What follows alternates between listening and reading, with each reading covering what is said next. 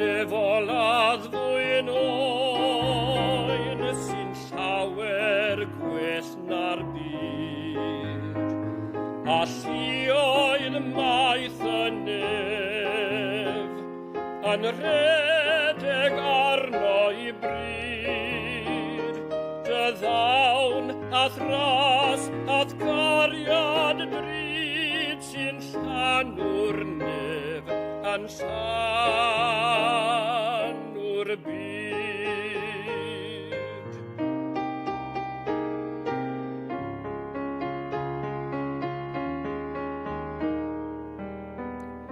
Noddfa pechadur trist dan bob dralledig fryw, a phoes a iogrwydd llym, yn unig yw fy niw.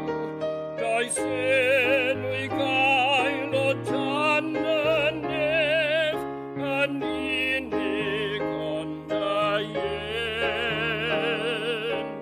ef.